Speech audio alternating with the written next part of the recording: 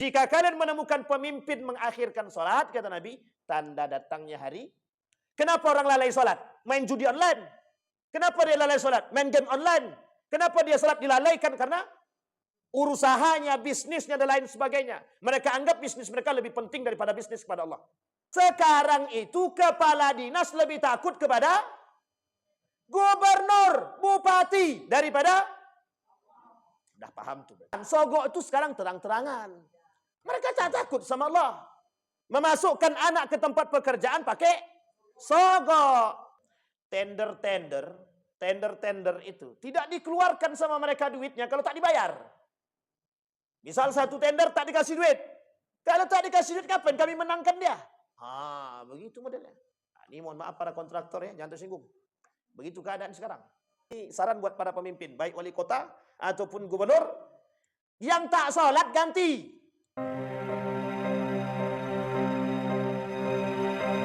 Bismillahirrahmanirrahim. Assalamualaikum warahmatullahi wabarakatuh.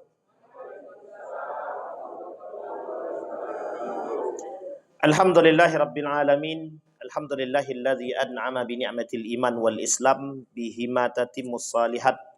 Asyhadu an la ilaha illallah wahdahu la syarikalah wa asyhadu anna Muhammadan abduhu wa rasuluh la nabiyya ba'd. Allahumma salli wa sallim wa barik ala hadzal nabiyil karim. Allahumma salli ala Muhammad wa ala ali Muhammad fil alamin innaka Hamidum Majid. Ya ayuhan nasu taqu rabbakumul ladzi khalaqakum min nafsin wahidah wa khalaqa minha zawjaha wa batha minhuma rijalan katsiran wa nisaa wattaqullaha alladzi tasaaluna bihi wal arham innallaha kana 'alaikum raqibah. Wa qala Allah ta'ala ya ayyuhalladzina amanu taqullaha wa qulu qawlan sadida yuslih lakum a'malakum wa yaghfir lakum dhunubakum wa may yuti'illaha wa rasulahu faqad faza fawzan 'azima. Puji syukur kehadirat Allah atas limpahan rahmat dengan mengucapkan alhamdulillahirabbil alamin. Berselawat kepada Nabi dengan mengucapkan Allahumma salli ala Muhammad wa ala ali Muhammad fil alamina innaka Hamidum Majid. Bapak Ibu sekalian yang berbahagia, bersyukur kepada Allah dengan selalu mengucapkan alhamdulillah. Mudah-mudahan kita semua yang hadir di sini husnul khatimah. Amin ya rabbal alamin. Allah anugerahkan anak yang saleh, keluarga yang sakinah, mawaddah warahmah, anak-anak yang saleh dan salihah. InsyaAllah orang tua kita yang telah mendahului kita Allah tempatkan di tempat terbaik di sisinya. Allah terima amal ibadahnya. Kemudian Allah kumpulkan bersama orang-orang yang saleh dan salehah. Dan orang tua kita yang masih hidup Allah sehatkan, Allah kuatkan, Allah limpahkan rezeki dan keberkahan. Kemudian Allah jadikan istiqamah dalam kebaikan dan ketaatan. Amin ya rabbal alamin. Baik Bapak Ibu sekalian yang berbahagia, malam hari ini tanda kiamat makin jelas. Jumlah perempuan lebih banyak daripada laki-laki. Saya tadi ngitung berapa jumlah perempuan, lebih banyak daripada laki-laki. Ini tanda-tanda kiamat. Sudah siap ibu-ibu? Siap tak siap lah nak? Siap tak siap. Tapi kata Nabi, selagi masih ada orang yang khusyuk solatnya, masih baik solatnya, maka kiamat tak datang. Cuman kehancuran tetap datang. Gak baik kali dia solatnya, tapi kalau dia tak perhatian dengan yang lain, tetap aja bisa jatuh. Baik Bapak Ibu sekalian yang berbahagia. Sampai di mana pembahasan kita Bapak Ibu? Dosa besar yang ketiga. Masih sholat ya. Yang ketiga dah lewat dah. Sekarang yang keempat tuh orang yang sengaja meninggalkan sholat ya. Baik, kemarin kita sudah bahas, sekarang kita membahas tentang permasalahan dosa besar. Kemarin sudah kita sampaikan, ada orang yang meninggalkan sholat. Yang pertama tidak sengaja meninggalkan sholat. Yang kedua sengaja meninggalkan sholat. Betul ya? Baik. Sampai mana? Yang sengaja atau yang tidak sengaja? Orang yang mengakhirkan sholat. Itu poin ketiga berarti. Orang yang mengakhirkan sholat atau lalai dengan sholat. Baik. Saya mulai dengan satu hadis yang disampaikan oleh baginda Nabi Muhammad SAW. Kata Nabi dalam hadisnya begini. Qala Nabi SAW an Abi Umama al-Bahili. Rasulullah SAW qala la yubqadatna ural islami urwatan. Fa kullama intaqadat urwatan tashabbatan nasu billati taliha wa awwalahudna naqdal hukmu wa akhiruhunna salah. Kata Nabi, niscaya simpul-simpul agama Islam ini akan terlepas. Seutas demi seutas, kata Nabi. Dan apabila satu simpul telah terlepas, niscaya manusia akan berusaha untuk memegang erat simpul-simpul tersebut. Ketahuilah, simpul pertama yang terputus adalah simpul pemerintahan. Wa awwaluhunna naqdan al-hukmu. Simpul pertama yang terputus adalah simpul pemerintahan. Kemudian sedangkan simpul yang terakhir putus adalah salat. Apa yang terakhir putus? Salat. Nanti kita jelasin hadisnya. Hadis yang kedua. Awwalu ma tafqiduna min dinikumul khusyu' wa akhiru ma tafqiduna min dinikumus salam. Hadisnya panjang, saya potong aja. Saking panjangnya agak sulit untuk disampaikan. Kata Nabi, di dalam hadisnya, kata Nabi, kelak di akhir zaman itu, kata Nabi, hal pertama kali yang akan hilang dari agama kalian adalah kekhusyuan. Sedangkan yang terakhir kali akan lenyap dari agama kalian adalah salat. Sampai di sini bisa dipahami Bapak Ibu? Baik. Apa yang paling terakhir hilang? Salat. Bukan qasar, salat. Kemudian di dalam hadis yang lain Nabi juga sampaikan, innahu satakunu alaikum umara yuakhiruna as-salah an miqatiha wa yakhnuqunaha ila syarqil mauta. Fa idza ra'aitumuhum qad fa'alu dzalika fasallu as-salata li miqatiha waj'alu salatakum ma'hum subhana. Apa kata Allah? Kata Nabi, pasti suatu saat nanti kalian akan menemukan para pemimpin yang mengakhirkan salat dari waktu yang telah ditetapkan. Seolah-olah mereka itu dalam detik-detik akhir menjelang kematiannya. Apabila kalian melihat mereka melakukan hal itu, salatlah kalian tepat pada waktunya, kemudian jadikanlah salatmu bersama mereka itu sebagai salat sunnah. Cukup 3 hadis saja. Atau mau tambah lagi? Tambah lagi boleh, satu lagi boleh. Ya Abu Dzar, innahu sayakunu ba'di umara yamitun. Fa'ala as-salah liwaqtiha, fa in salaita liwaqtiha kanat laka nafilah. Wa illa kunta qad akharta, qad ahrazta salataka. Sepeninggalanku, kata Nabi, akan ada para pemimpin yang mematikan salatnya. Maka pada saat itu lakukanlah salat tepat pada waktunya. Apabila engkau melakukan salat tepat pada waktunya, maka salat yang bersama pemimpin bagimu adalah salat sunnah. Nah, ini 4 hadis. Sebenarnya panjang hadis. Ada beberapa hadis yang lain ini kita cukupkan 4. Nanti kita cuma nyampaikan hadisnya aja. Tak jadi kita jelasin. Apa kaitan ini dengan tema kita dosa besar tentang peninggalan salat? Kemarin kita bahas orang yang tak sengaja meninggalkan salat sudah. Tak sengaja sudah. Sudah kita kasih pembagiannya. Orang yang sengaja meninggalkan salat sudah. Sekarang masuk pada poin yang ketiga, orang yang mengakhirkan salat. Betul ya? Orang yang mengakhirkan salat kemarin kita jelaskan pada poin yang pertama, ada yang mengakhirkan salat dalam kurun waktu, bukan kurun waktu, dalam model yang dilakukan oleh sekolah-sekolah. Perbedaan antara salat tepat waktu dan salat di waktu yang tepat. Sampai di sini paham ya? Salat di tepat waktu, ketika azan berkumandang, orang pada berangkat pergi ke masjid melaksanakan salat. Ini namanya salat tepat. Ada orang salat di waktu yang tepat. Azan berkumandang jam 12.30, melaksanakan salat zuhur seharusnya. Dia laksanakan salat jam 1 di rumah, atau kemudian dia terlambat ke masjid, atau dilaksanakan salat zuhurnya jam 1.30. Sampai di sini bisa dipahami? Dia masih pada kurun yang bersamaan, mereka salat pada waktu yang tepat. Tapi tidak tepat waktu. Di waktu yang tepat. Pertanyaannya adalah, apakah orang ini takhirus shalah atau lalai dalam salat? Itu pertanyaan kita yang muncul. Oke? Sekarang kita lihat dulu. Apa yang disebut dengan mengakhirkan salat? Ada orang yang mengakhirkan salat lil uzur.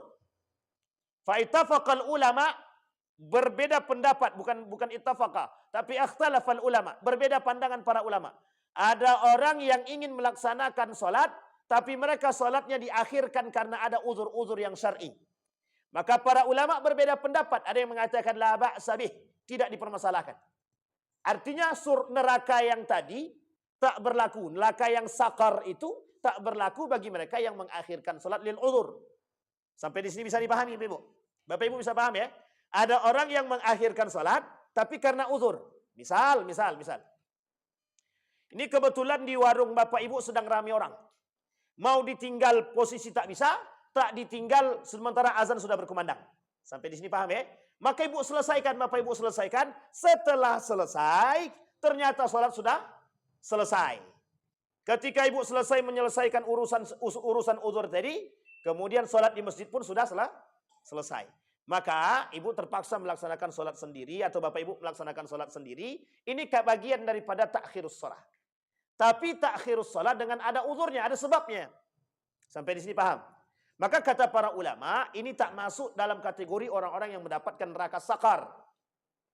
Sebagian ulama bahkan mengatakan la ba'sa bih. Dalam ilmu fikih, kata para ulama berbeda pendapat, maka ini tidak dikategorikan orang-orang yang mendapatkan neraka sakar atau kata para ulama tidak dipermasalahkan. Dia berada pada waktu, solat di waktu yang tepat tapi bukan solat tepat waktu. Sampai di sini paham ya? Nah, kita belum berbicara afdaliyat, kita masih berbicara tentang permasalahan solatnya tadi. Yang kedua, ada orang yang mengakhirkan solat karena memang mohon maaf lil uzur yang tidak syar'i. Misal, solat azan sudah berkumandang, sikit lagi Bu, gamenya nak habis. Ternyata dia mengakhirkan solat karena game. Artinya dia akhirkan solat karena kelalaian dia. Dia sengaja melalaikan solat dan mengakhirkan solat karena perbuatan yang tidak bermanfaat. Justru ada karena perbuatan dosa, judi misalkan, atau perbuatan-perbuatan yang tidak syar'i. Maka kata para ulama tetap berdosa. Ada yang mengatakan mereka lalai tetap masuk dalam neraka sakar, ada yang mengatakan mereka tetap berdosa. Tapi tidak dikatakan masuk dalam neraka sakar. Artinya apa? Tingkatan dosa mereka berbeda. Sampai di sini bisa dipahami? Nah, yang terakhir pemahamannya adalah ada orang lalai dengan solatnya dan sengaja melalaikan solatnya dan mereka hanya solat di akhir waktu. Orang yang solat di akhir waktu, kata Nabi Muhammad SAW dalam hadisnya, salatul munafiqin. Wa man yusalli fi akhiril waqti wa huwa salatul munafiqin. Orang yang solat di akhir waktu itulah solatnya orang munafik. Loh, sekarang pertanyaannya di akhir waktu itu yang seperti apa? Kita ambil contoh. Jam 12.30 zuhur berkumandang. Dia baru sholat, sementara asar itu jam 15.30. Dia baru sholat jam 15 lebih 15 atau jam 15 lebih. Sampai di sini paham? Ini namanya sholat orang munafik. Tapi kata para ulama, yang lebih sadis lagi, yang lebih dikatakan, yang lebih condong mendekat kepada kemunafikan, 5 menit sebelum azan asar dia sholat, itulah sholat orang munafik. Kata dia. Sampai di sini paham? Kita lihat kembalikan kepada ayat Al-Quran. Kata Allah dalam Al-Quran. Wa idha qamu ila salati qamu kusala. Ada orang-orang yang datang melaksanakan solat tapi solatnya main-main. Dan malas-malas. Itulah solatnya orang munafik. Sekarang pertanyaannya. Bapak Ibu sering lihat orang begitu atau tidak? Kalau sering lihat orang begitu berarti tandanya. Tapi jangan sampaikan munafik sini kau. Tak boleh. Sampai di sini paham Bapak Ibu? Apakah sampai di situ? Tidak. Nabi bilang dalam hadis yang lain, kata Nabi, salah satu tanda datangnya akhir zaman tidak akan terjadi hari kiamat, kata Nabi, sampai salat itu akan hilang dari diri seseorang daripada muslim itu sendiri. Artinya apa? Umat muslim tak mau lagi melaksanakan satu. Apakah begitu saja? Tidak, kata Nabi. Bahkan yaitu yang paling parah. Bahkan ada umat muslim yang melaksanakan salat, mereka takhirus salat. Bahkan pemimpin pun mengakhirkan salat. Jika kalian menemukan pemimpin mengakhirkan salat, kata Nabi, tanda datangnya hari. Artinya apa? Kiamat sudah mulai. Coba kita kembalikan pada hadis yang tadi kita bacakan. Kata Nabi dalam hadis yang tadi kita bacakan, kelak kata Nabi, di akhir zaman itu kata Nabi, simpul-simpul agama Islam itu akan terlepas seutas urwatan, seutas demi seutas. Sekarang pertanyaannya, simpul agama yang seperti apa? Ini simpul agama maksudnya, perekat-perekat agama yang tadinya kuat ikatan dia, itu bisa terlepas sedikit demi sedikit. Pertanyaannya adalah, siapa yang melepaskan itu? Umat muslim pastinya. Tidak mungkin orang kafir. Orang kafir punya programnya, yang melakukannya umat muslim. Kita ambil contoh. Kenapa orang lalai sholat? Main judi online. Kenapa dia lalai sholat? Main game online. Kenapa dia sholat dilalaikan? Karena urusahanya, bisnisnya, dan lain sebagainya. Mereka anggap bisnis mereka lebih penting daripada bisnis kepada Allah. Salat itu berbisnis kepada Allah. Tapi mengapa mereka lebih mendahului bisnis mereka daripada Allah? Artinya apa? Manusia hari ini lebih mencintai dunia daripada Allah. Sampai di sini bisa dipahami? Baik, kita kembalikan.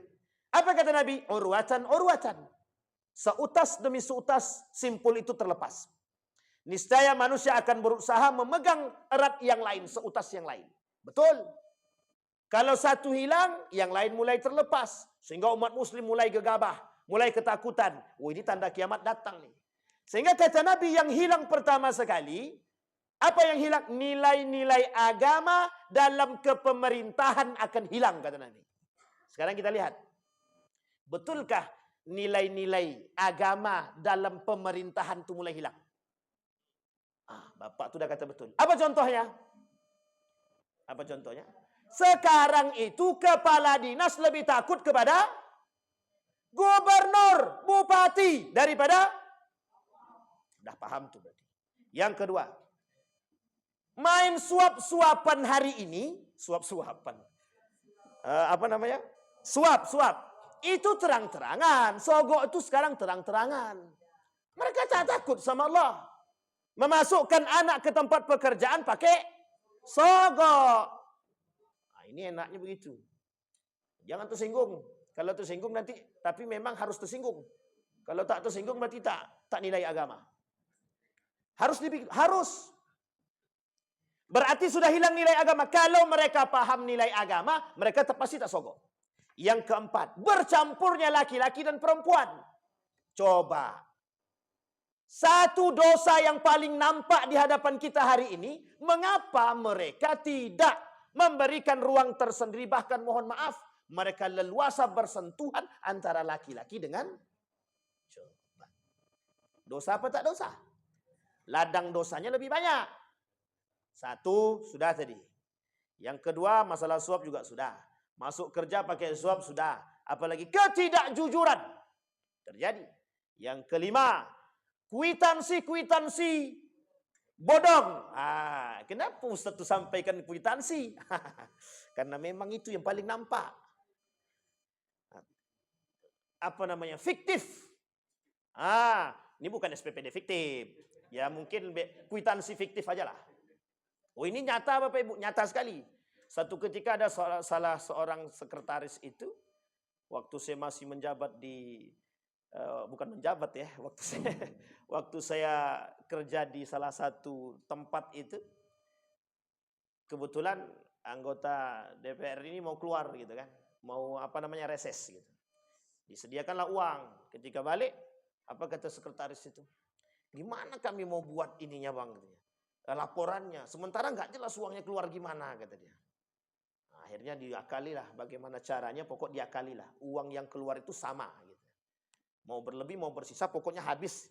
Hitungannya tetap Coba bayangkan. Begitulah tak mudahnya tangan manusia. Mereka tidak takut dengan Allah. Yang mereka takuti apa? Justru pemimpin mereka yang mereka takuti. Bosnya yang dia takuti. Coba bayangkan. Sebenarnya kalau mau kita kuliti satu persatu, banyak sekali Pak. Pertanyaannya adalah, mengapa mereka nggak takut dengan Allah? Karena apa? Kecintaan mereka terhadap harta dan duit tadi sudah merajalela. Pokoknya kalau tidak masalah duit aku, kalau tidak dapat duit, malas aku mau menuliskan kwitansi ini kalau tak dapat duit. Kita ambil contoh. Tender itu tidak dikeluarkan sama mereka duitnya kalau tak dibayar. Misal satu tender tak dikasih duit. Kalau tak dikasih duit, kapan kami menangkan dia? Begitu modelnya. Ini mohon maaf para kontraktor ya, jangan tersinggung. Begitu keadaan sekarang. Makanya saya katakan perlu adanya kontraktor syariah. Kenapa perlu kontraktor syariah sekarang? Karena saking mohon maaf. Apa kata mereka? Kalau kami tak suap, kami tak dapat hak kami. Kalau memang tak dapat hak, jangan main kontraktor. Sudah jelas ar-rashi wal murtashi finnar, Allah kata demikian. Tak ada lain. Memang tak berdosa, tapi neraka kan? Sama saja. Sampai di sini paham Bapak Ibu? Simpul yang pertama, kata Nabi, hilang. Di mana hilangnya? Saking mudah kita nampak. Tapi kata Nabi yang paling berbahaya simpul yang kedua, kata Nabi. Apa kata Nabi yang simpul terakhir? Wa akhiruhunna as-salah. Kelak simpul terakhir yang putus daripada umat muslim itu adalah hilangnya salat dari diri mereka. Coba. Sekarang kita lihat Bapak Ibu. Mohon maaf ya, saya kasih contoh yang paling sederhana. Betapa mudahnya orang hari ini meninggalkan salat tanpa ada rasa berdosa. Betul apa salah? Kita ambil contoh. Saya ngajar di salah satu universitas, saya tak sebutlah. Saya tanya sama mahasiswa itu, kalian dah sholat? Belum. Kalian tak sholat? Enggak. Kalian halangan? Tidak. Pertanyaannya, kok kalian tersenyum? Ketika saya tanya kenapa kalian tersenyum, justru jawabannya tersenyum. Artinya apa? Mereka bangga tidak sholat. Mereka biasa aja tidak sholat, tidak ada rasa dosa kok. Para ulama terdahulu, orang-orang salaf dulu, kalau satu solat saja mereka tinggal, itu rasa berdosanya bukan main. Bukan tinggal, lalai saja. Makanya Bapak Ibu, mohon maaf.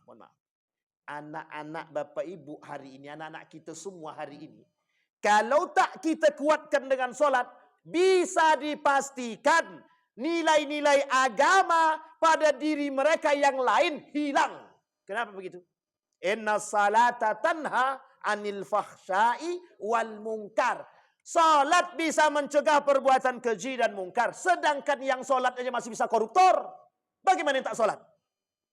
Sampai di sini paham? Bisa dipahami Pak Ibu? Ini yang paling penting untuk kita sampaikan. Kata Nabi begitu. Maka kata Nabi, yang pertama kali hilang dari umat muslim kelak di akhir zaman dalam permasalahan agama. Ini kata Nabi pada hadis yang kedua tadi kita baca. Kata Nabi, yang kelak di akhir zaman yang hilang dari umatku terhadap agama mereka adalah kekhusyuan. Kita perhatikan.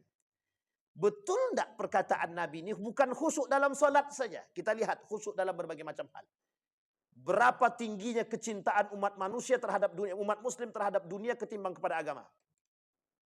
Boleh Bapak Ibu lakukan penelitian hari ini, kecintaan manusia, kecintaan umat muslim terhadap nilai agama atau pelajaran agama lebih sedikit ketimbang kecintaan mereka terhadap musik, terhadap apapun itu.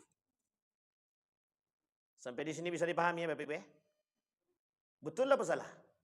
Yang dalam solat saja, tak salah kalau ada seorang profesor dari Inggris mengatakan begini. Aku lihat umat muslim di Indonesia, tapi aku tak lihat Islam, kata dia. Maksudnya apa itu? Kita lihat. Berapa banyak umat muslim di Indonesia? Nomor 1 terbesar di dunia. Pertanyaannya dari sebanyak itu, berapa yang mukmin? Berkurang lagi kan? Dari sekian banyak yang mukmin, berapa yang sholat? Berkurang lagi kan? Dari sekian banyak yang sholat, berapa yang sholat di masjid? Berkurang lagi kan? Dari yang sholat di masjid, berapa banyak yang sholatnya khusyuk? Berkurang lagi. Di antara sholat yang khusyuk tadi, mohon maaf. Berapa banyak yang bakal diterima oleh Allah sholatnya? Na'udzubillahi tsumma. Ini satu kiasan bagi kita Bapak Ibu sekalian yang berbahagia. Belum tentu kita yang sholat saja, belum tentu Allah terima sholat kita. Apalagi yang tidak. Pertanyaan kita adalah, kemana rasa simpati dan empati kita? Coba bayangkan kalau kita punya pemimpin yang alim, yang baik. Nampak dia orang-orang tak sholat, apa kata dia? Kalian kepala dinas tak sholat, minggir kalian. Ganti. Kan enak. Jadi kepala dinas yang tak sholat dikeluarkan itu.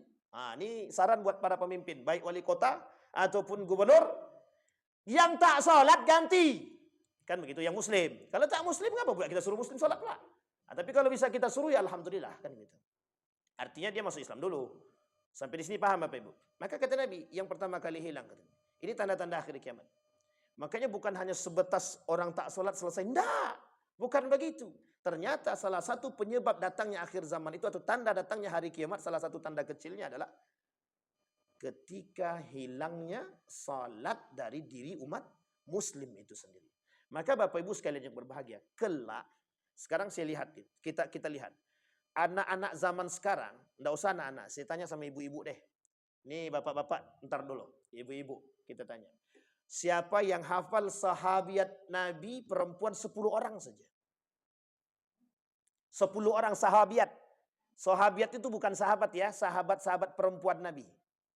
1. Ummu Kalsum. 2. Ummu Kalsum siapa?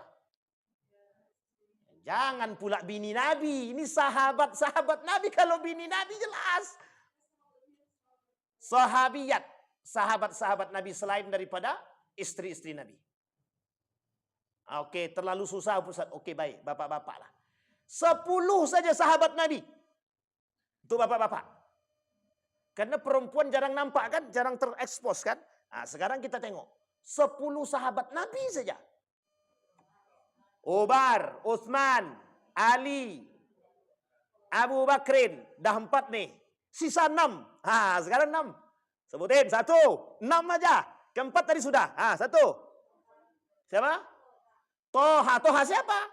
Oh, Tolha. Baik. 1. Ini guru agama nih biasanya nih. Yang kedua, Bu. Muaz. Muaz bin apa? Oke, Muaz bin Jabal. Dah, berarti 4 tambah 2, 6. 5 ibu-ibu pula yang tahu. Bapak-bapak enggak tahu. Masya Allah. Ya kami tahunya Sule, Ustaz. Andre Taulani, kan begitu. Ahmad Dhani. Anang Hermansyah. Lanjut, Bu, baru 6. Masih 4 lagi. Salman Al-Farisi. Baik. 7. 3 lagi. Sikit lagi. Khalid bin Walid dibantu, Bu. Oke, tidak ada masalah. Khalid bin Walid. 2 lagi. Bilal bin Rabah dibantu lagi, Bu. Alhamdulillah. 1 lagi. Tariq bin Ziyad. Alhamdulillah. Berapa orang yang menyempurnakan, Pak? Coba. Sekarang Bapak Ibu coba tanya balik ke rumah. Tanya sama anak-anak Bapak Ibu. Nama yang kita sebutkan tadi, mereka kenal nggak? 1. Kekurangan kita hari ini itu. Mereka lebih kenal dengan artis daripada dengan sahabat. 1. Sudah hilang dari mereka poin itu. Yang kedua. Sekarang yang kedua. Siapa di antara Bapak Ibu yang hadir hari ini yang hafal nama-nama surat 114? Saya kasih hadiah. Mana dia duitnya? Ya. Jangan tengok Quran. Kalau tengok Quran semua orang tahu. Enggak usah jauh-jauh. Nanti akan saya petik hadis Nabi-nya. Saya kasih hadiah. Enggak usahlah ibu-ibu ya. Abang-abang yang tukang rekam ini. Yang setiap hari belajar agama kan. Saya tanya sama abang-abang ini. Yang bisa menjawab 114. Nama-nama surat dalam Al-Quran. 1. Ya Al-Baqarah jelas. Terus sampai habis. 114. Cepat. Yang cepat aja. Al-Kahfi. Lah jauh lompat tuh. Ya enggak terserah lah. Pokoknya sampai. An-Nisa. Hitung Pak. Hitung Pak ya. Hitung Majidin ya. Baik. Maryam terus. Al-Maidah. Baru belum banyak. Baru 5 bang. Coba. Ini baru kita tanya di dalam pengajian. Saya nanya di dalam sekolah, dalam kampus itu di kelas saya ada 3 kelas Bapak. Jangankan nama-nama sahabat atau nama surat. Surat Al-Fatihah aja mereka nggak hafal. Coba. Itu menunjukkan kebenaran hadis Nabi. Apa kata Nabi? La yabqal Islam illa ismuh wa la yabqal Quran illa rasmuh. Buktinya hari ini Bapak Ibu.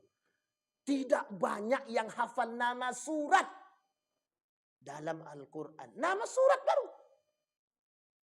Belum lagi. Berapa jumlah ayat dalam Al-Quran? Di mana letaknya surat ini? Di mana tempatnya? Apa nama? Mati kita.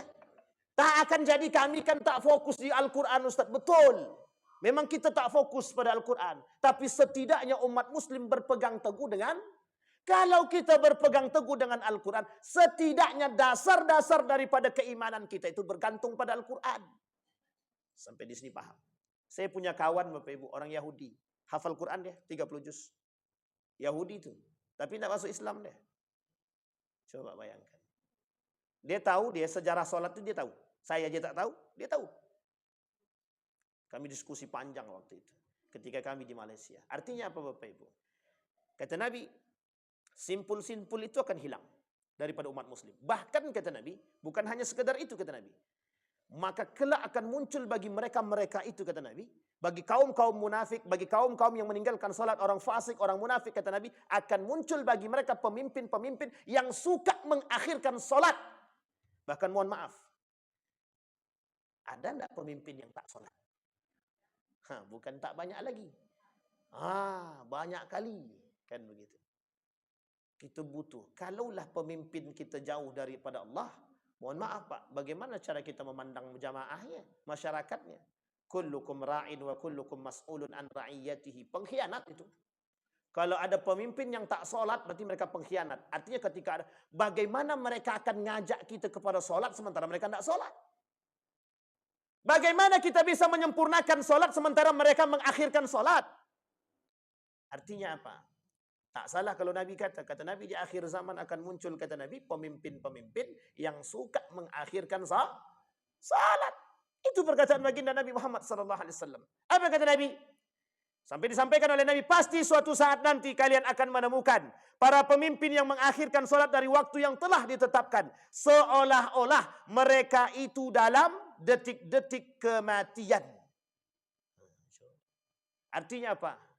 Saking mulai mendekat nih. Waktu udah mau habis nih.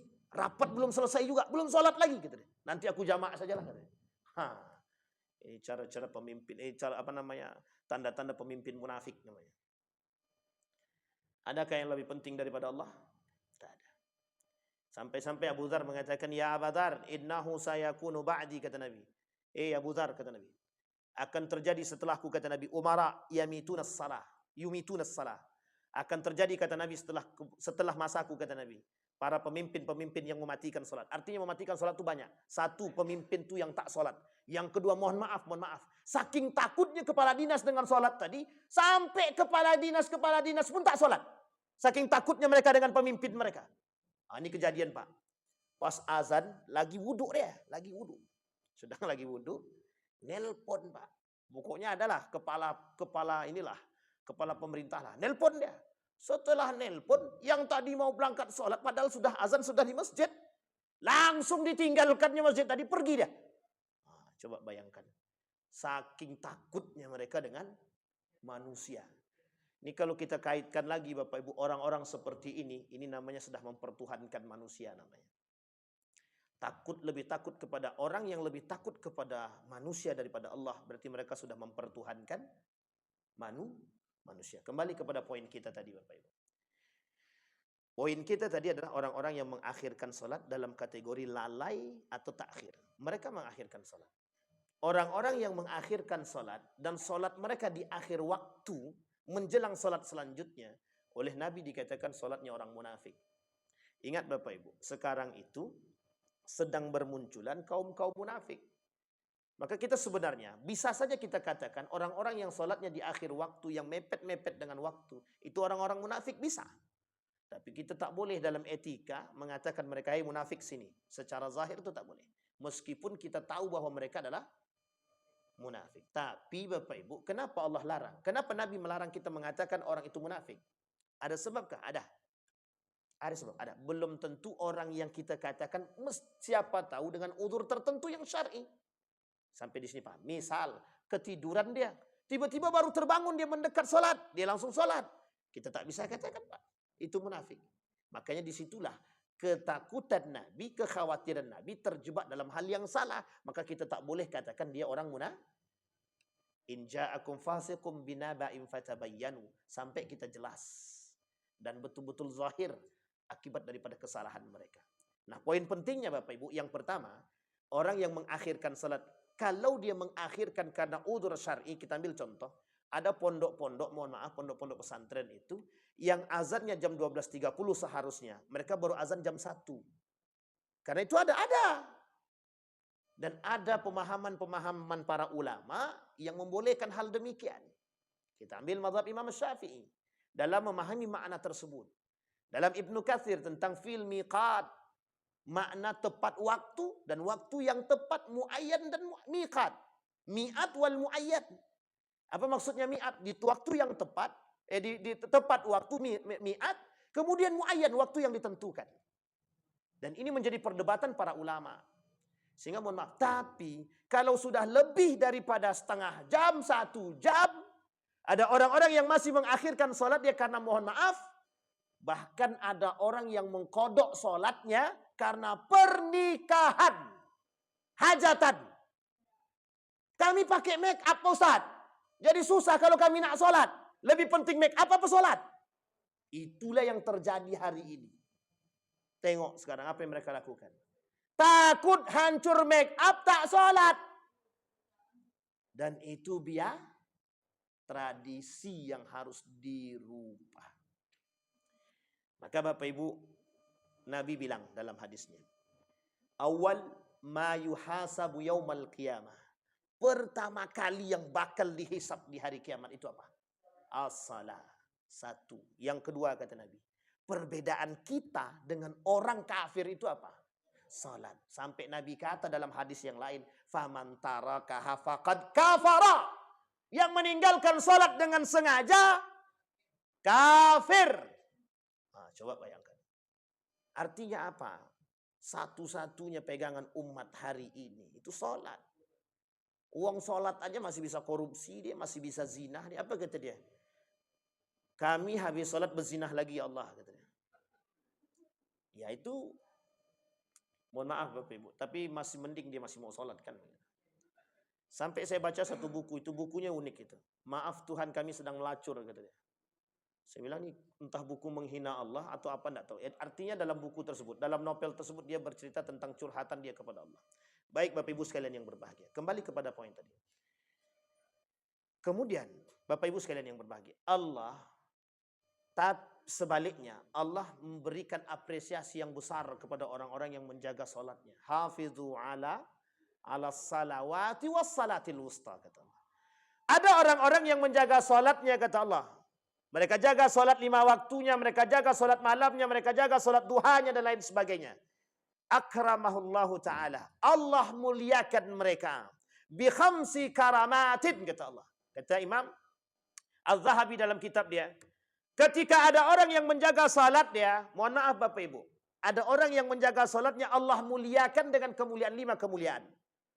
Tapi dalam hadis yang lain, bahkan ketika ada orang yang salatnya tepat waktu di masjid dia, khususnya bagi kaum laki-laki, 40 hari saja kata Nabi, Allah lepaskan dia daripada sifat kemunafikan.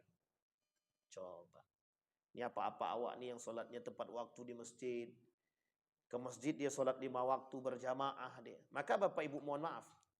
Solat berjamaah itu menjadi pembahasan khusus oleh para ulama. Apa hukum solat berjamaah itu bagi laki-laki? Sampai ada ulama yang berani mengatakan hukumnya wajib.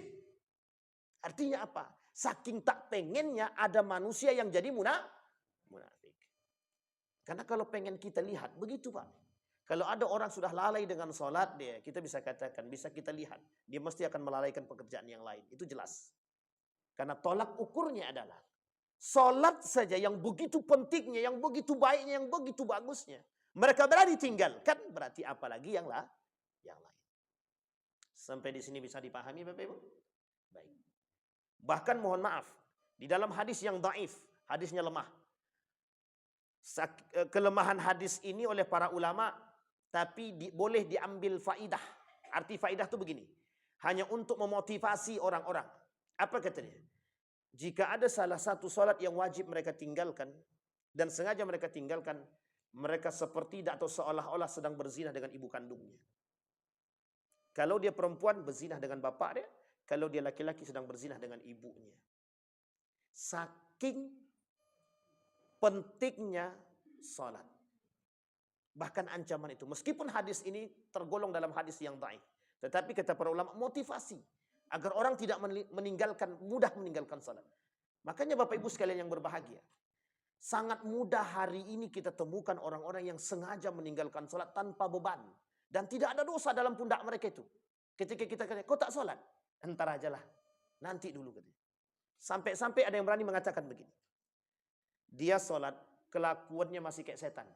Mending aku tak sholat tapi baik. Nah, sekarang saya kasih tahu Bapak Ibu, ada enggak orang seperti itu? Sering Bapak Ibu temukan? Sekarang saya katakan, itulah gaya berfikirnya orang munafik dan kaum liberal. Apa kata mereka? Yang penting tuh kami baik, surga itu bisa masuk untuk kami. Surga itu bukan untuk agama Islam. Surga itu untuk buat semua agama. Siapapun mereka yang baik akhlaknya pasti masuk surga. Jadi tak sholat sekalipun tetap masuk surga. Sampai di sini paham? Itu motivasi mereka tak sholat. Maka mereka katakan kami baik tapi meskipun kami tak sholat tapi kami baik. Masa masuk surga tolak ukurnya Islam aja? Kalau dia Muslim tapi dia tak baik gimana? Ini dia. Sampai di sini bisa dipahami. Itulah gaya berfikirnya orang liberal yang hari ini kita hadapi bersama. Bukan hanya Bapak Ibu saja, semua kita. Umat Muslim sedang menghadapi kaum-kaum seperti itu. Berat Bapak Ibu. Karena yang menjadi sasarannya bukan Bapak Ibu. Siapa sasarannya? Anak-anak muda. Generasi-generasi setelah Bapak Ibu semua. Itulah yang menjadi sasaran mereka. Apa kata mereka? Lebih baik aku tidak berkerudung tapi akhlakku baik daripada berkerudung akhlakku kayak setan. Makanya mohon maaf, kami belum sanggup berkerudung. Hati kami belum bersih. Mau nunggu bersih sampai kapan? Sampai kiamat? Belum tentu bersih sama. Kami memang belum bisa sholat. Hati kami masih kotor Pak Ustaz. Makanya kami tak sholat. Gimana Pak Ustaz? Oh enggak apa-apa. Kalau ada ustadznya begitu, itu ustadznya kurang benar itu. Benar. Karena sholat itu hukumnya wajib. Orang mau sakratul maut aja wajib sholat kok. Sampai di sini bisa paham. Contoh mohon maaf. Sekarat dia. Hati dia masih bisa mengingat Allah dikatakan sholat. Sampai di sini paham. Sakit dia terbaring, dia tak bisa duduk, dia sholat dalam keadaan berbaring. Dalam keadaan duduk dia cuma bisa sholat dalam keadaan duduk. Tak bisa berdiri duduk. Bayangkan, sebegitunya Allah katakan wajibnya sholat. Bahkan anak umur 7 tahun saja sudah wajib kita ajarkan sholat. Meskipun mereka tak berdosa, tapi tujuannya adalah membiasakan mereka ta'widuhum. Lah kalau kita tak ajarkan sholat, mohon maaf, inilah akibatnya Bapak Ibu. Kenapa masjid-masjid kita hari ini diisi yang tua-tua yang sudah mau mati? Mohon maaf, jangan tersinggung Bapak Ibu. Hampir semua masjid, kami dah keliling beberapa masjid. Rata-rata yang tua-tua semua. Pertanyaannya mana generasi muda kita nih? Itu dia. Ternyata kantor tetangga lebih baik daripada kantor masjid nih. Makanya Bapak Ibu mungkin perlu ada inovasi. Mohon maaf Bapak Ibu, kita bisa tersenyum, tapi ketakutan kita terhadap kelak generasi kita Bapak Ibu. Mohon maaf, bukan hanya sahabat yang hilang. Nabi dah kata tadi dalam hadisnya, solat hilang. Sebelum solat hilang itu Bapak Ibu, Islam itu akan hilang. Sebelum itu hilang, semua akan hilang. Sebelum solat hilang, nanti Al-Quran pun hilang. Mereka tak lagi baca Quran, mereka tak lagi kenal dengan Al-Quran, mereka tak kenal dengan sahabat Nabi, mereka tak kenal dengan Nabi. Barulah kemudian mereka tak solat, maka mereka tak mengenal Islam. Islam itu ada. Semua mengaku Islam, KTP saja. Tapi tak ada satupun yang solat. Artinya kata Nabi, kelak di akhir zaman lebih banyak yang tidak solat daripada solat. Sekarang pertanyaan saya, kita lihat. Lebih banyak yang solat atau yang tak solat sekarang? Kita tak bisa katakan belum ada data validnya. Cuma kalau melihat dari kebiasaan, kita sudah nampak tuh. Yang solat 100, yang tak solat. Itu baru solat saja. Sekarang kalau solatnya di masjid, yang masuk 50, yang sisanya lah hilang tuh. Begitulah Bapak Ibu. Tapi Bapak Ibu sekalian yang berbahagia, jadikan itu ketakutan kita bersama. Agar mohon maaf, kita sadar dengan generasi kita dan mengajak anak-anak kita. Sekarang saya mau mengajak Bapak Ibu, paksakan anak-anak Bapak Ibu, anak kita semua untuk ikut ke masjid solat. Kalau kau tak solat ke masjid, jangan kau injak kaki rumah ini lagi. Berani begitu? Ragu semua kan? Sama. Kalau kau tak mau solat ke masjid, kalau kau tak solat, jangan main HP. Bawa ke sini HP itu. Tak usah sekolah. Kata anak zaman sekarang, alhamdulillah. Kata dia. Coba bayangkan. Kita perlu tegas Bapak Ibu. Perlu tegas.